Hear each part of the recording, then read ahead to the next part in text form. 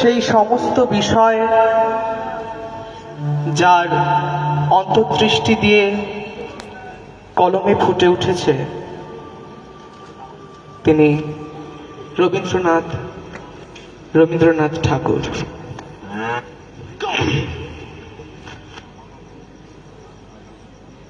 রবীন্দ্রনাথ ঠাকুর নামটা শোনার মধ্যে দিয়েই মনে বিষয় জাগে, সেটা আলাদা বিষয়। এই যে কবিতাটা দেবতার গ্রাস, এই কবিতাটা উনি লিখেছিলেন বিভিন্ন পরীক্ষা নিরীক্ষা করার সময়। কবিতা এর মধ্যে যে পদ্য, গদ্য এবং নাটক, এই তিনটে বিষয়কে একত্রিত করে এই কবিতাটার জন্ম। মানে এটা আমার কাছে একটা দুঃসাহসী বটে। এটা আমাকে আমি চেষ্টা করব ঠিকঠাক করে করার, জানি না কতটা করব। আমাদের এখানে দেবতার গ্রাস করার শারদপ্রভু রয়েছে, তিয়াসিতা এবং বিপন।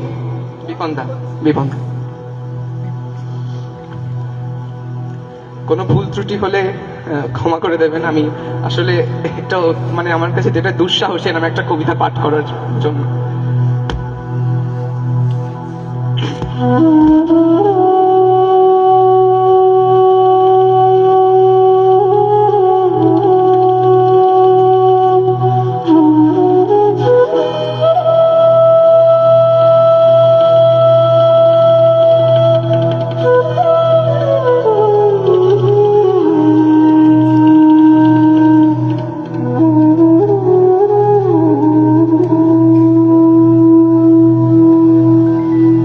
গ্রামে গ্রামে সেই বার্তা রুটি গেল ক্রমে, মৈত্র মহাশয় যাবেন সাগর সঙ্গমে, তীর্থ স্নান লাগি। সঙ্গী দল গেল জুটি, কত বাল ও বৃদ্ধ নরনারী। নৌকা দুটি প্রস্তুত হইল ঘাটে, পুণ্য লোভাতুর মোক্ষদা কহিল আসি। হে দাদা ঠাকুর, আমি তব হব সাথী। বিধবা যুবতী দুখানি করুণ আঁখি, মানে না যুগতি। কেবল মিনতি করে, অনুরোধ তার এড়ানো কঠিন বড়। স্থান কোথার? মৈত্র কহিলেন তারে। পায়ে ধরি তব, বিধবা কহিল কাঁদে। স্থান করিলব কোনো মতে এক ধারে। ভিজে গেল মন, তবু দ্বিধা ভরে তারে শুধালো ব্রাহ্মণ। না বালক ছেলেটির কি করিবে তবে? সে কহিল না রাখাল, সে রবে আপন মাসির কাছে। তাহার জন্ম পরে বহুদিন ভুগেছিল সুতিকার জ্বরে, বাঁচিব ছিল না আশা। অন্নদা তখন আপন শিশুর সাথে দিয়ে তার স্তন মানুষ করেছে যত্নে। সেই হতে ছেলে মাসির আদরে আছে, মার কোল ফেলে। দুরন্ত মানে না কারে, করিলে শাসন। মাসি এসে অশ্রু জলে ভরিয়া নয়ন, কোলে তারে টেনে লয়। সে থাকিবে সুখে মার চেয়ে আপনার মাসির বুকে। সম্মত হইল বিপ্র, মোক্ষদা সত্তর। প্রস্তুত হইল বাঁধি জিনিসপত্তর, প্রণমিয়া গুরুজনে।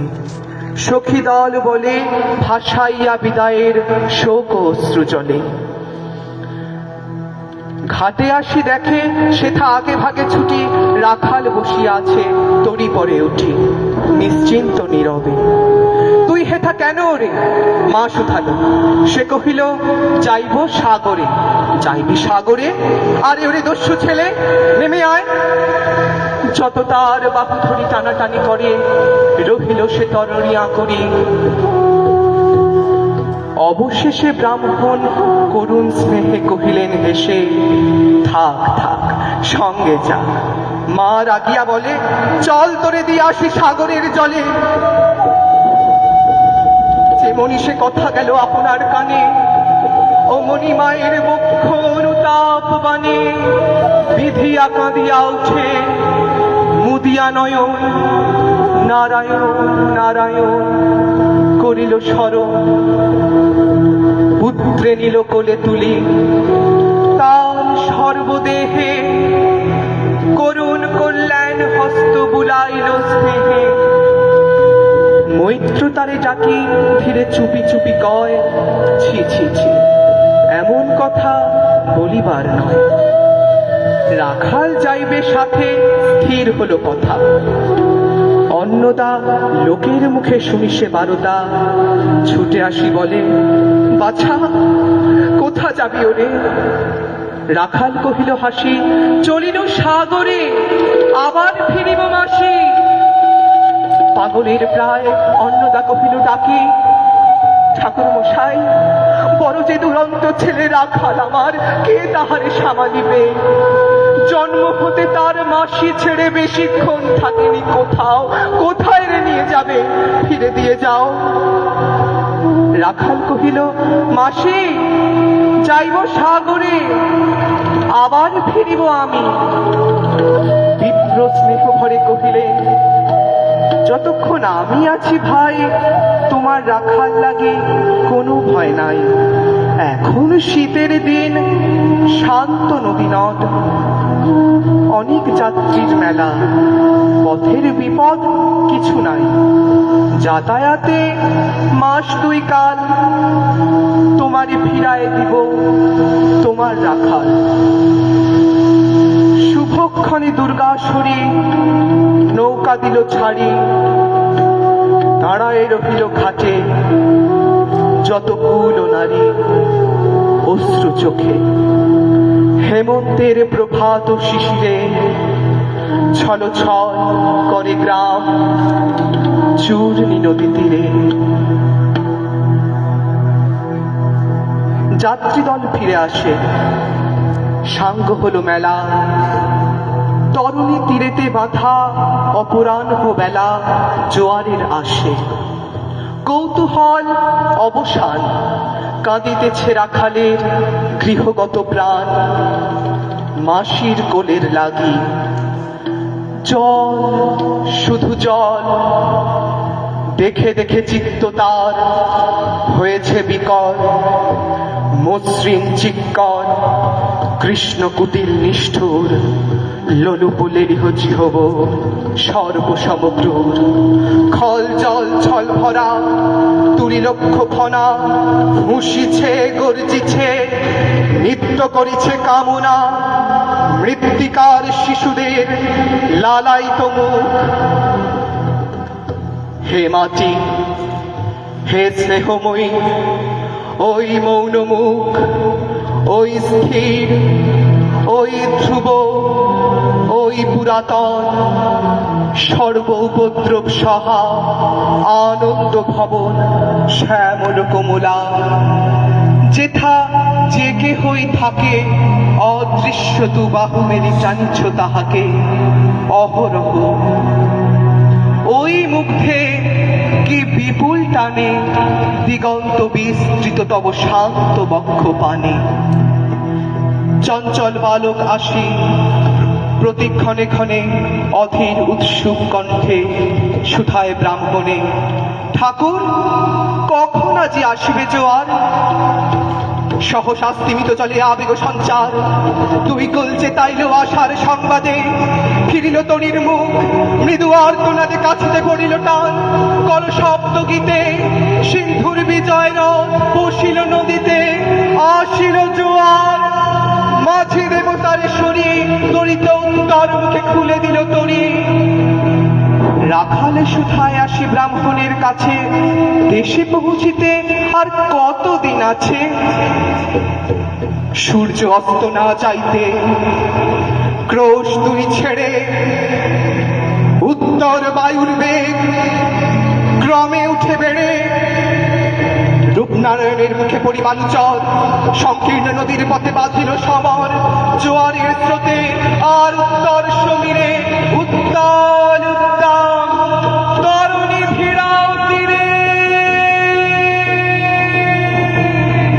উচ্চকণ্ঠে বারংবার কহে যাত্রী দল কোথা তীর চারিদিকে ক্ষিপ্ত উন্মত্ত জল আপনার পুত্র নৃত্যে দেয় করতালি লক্ষ লক্ষ হাতে আকাশের দেয় গালি ফেনিল আক্রোশে একদিকে যায় দেখা অতিদূর তীর প্রান্তে নীল বনরেখা অন্যদিকে লুপ্ত ক্ষুব্ধ হিংস্র বাড়ি রাশি প্রশান্ত সূর্যাস্ত পানি উঠেছে উচ্ছ্বাসী উদ্ধত বিদ্রোহ ধরে নাহি মানে হাল ঘুরে টনমল তরি অশান্ত মাতাল মূঢ় সম তীব্র শীত পবনের সনে মিশিয়া ত্রাসের হিম নরনারীগণে কাঁপাইছে ধরহরি কেহ হতবা কেহ বা ক্রন্দন করে ছাড়ি ঊর্ধ্বনাদ ডাকিয়াত্মজনে মৈত্র শুষ্ক পাংশ মুখে চক্ষুমুদি করে জপ জননীর বুকে রাখাল লুকায় মুখ কাঁপিছে নীরবে। তখন বিপন্ন মাঝি ডাকি কহে সবে বাবারে দিয়েছে ফাঁকি তোমাদের কেউ যা মিলেছে দেয় নাই তাই এত ঢেউ অসময়ে তুফান শুনো এই বেলা করো মানত রক্ষা করিও না খেলা ক্রুদ্ধ দেবতার শনে যার যত ছিল অর্ধবস্ত্র যাহা কিছু জলে ফেলে দিল না করি বিচার তবু তখনই পলকে তড়িতে উঠিল জল তার ঝলকে মাঝি কহে পুনর্বার দেবতার ধান কে যায় ফিরায় লয়ে এই বেলা শোন ব্রাহ্মণ সহসা উঠি কবিরা তখনই মোক্ষদারে লক্ষ্য করি এই সে রমণী দেবতার সপি দিয়ে আপনার ছেলে চুরি করে নিয়ে যায় তাও তারে ফেলে এক বাক্যে গর্জে উঠে তোরা আসে নিষ্ঠুর যাত্রী সবে কহে নারী হে দাদা ঠাকুর রক্ষা করো তুই দৃঢ় করে রাখালির প্রাণ বলে বক্ষে চাপি ধরে ভর্জিয়া গর্জিয়া উঠে মহিলা ব্রাহ্মণ আমি তো রক্ষা করতাম রোষে নিশ্চেতন মা হয়ে আপন পুত্র দিলি দেবতারে শেষকালে আমি রক্ষা করিব তাহারে শোধ দেবতার ঋণ সত্য ভঙ্গ করে এতগুলো প্রাণী তুই ডুবাবি সাগরে। মোক্ষদা কহিল অতি মূর্খ নারী আমি কি বলেছি রসবশে ও অন্তর্যামী সেই সত্য হলো সেতে মিথ্যা কত দূর তখনই শুনে কি তুমি বছরই ঠাকুর শুধু কি মুখের বাক্য শুনেছ দেবতা শোনি কি জননীর অন্তরের কথা বলিতে বলিতে যত মিলি মাঝে নারী বল করি রাখালের নিল ছিঁড়ি কারি মার মুক্ত হতে মৈত্র মুদি দুই আঁখি ফিরায় রহিল মুখ কানে হাত থাকি দন্তে দন্ত চাপি বলে কে তারে সহসা মর্মে মর্মে আঘাত দিল বিদ্যুতের কষা দংশিল বৃশ্চিক দংশ মাসি মাসি মাসি বিন্ধিল বনহীর সোনার উদ্ধ কর্ণে আসি নিরুপায় অনাথের অন্তিমের ডাক চিৎকারে উঠিল বিপ্ল রাখ রাখ রাখ চকিতে হেঁটেও চাপি মূর্ছি আছে পরে মোক্ষদা চরণে তা মুহূর্তের তরে ফুটন্ত তরঙ্গ মাঝে মেলিয়া মাসে বলি ফুকারি আমি লালু বালু অনন্ত তিমির তলে শুধু ক্ষীণ মুঠি বারিক ব্যাকুল বলে ঊর্ধ্ব পানে উঠি আকাশে আশ্রয় খুঁজি ডুবিল হতাশে ফিরায় আনিব তোরে কহি ঊর্ধ্ব শ্বাসে ব্রাহ্মণ মুহূর্ত মাঝে ঝাঁপ দিল চলে আর উঠিল না সূর্য গেল অস্তাচলে। অসাধারণ অসাধারণ কবিতা দেবতার গ্রাস ধন্যবাদ। আমাদের প্রিয় ছাত্র সৃজিত শোনালো আপনাদের। শুধু গ্রামে গ্রামে নয়, শহরেও সেই বার্তা রটি গেল ক্রমে যে সৃজিতের কবিতা অসাধারণ হয়েছে। যারা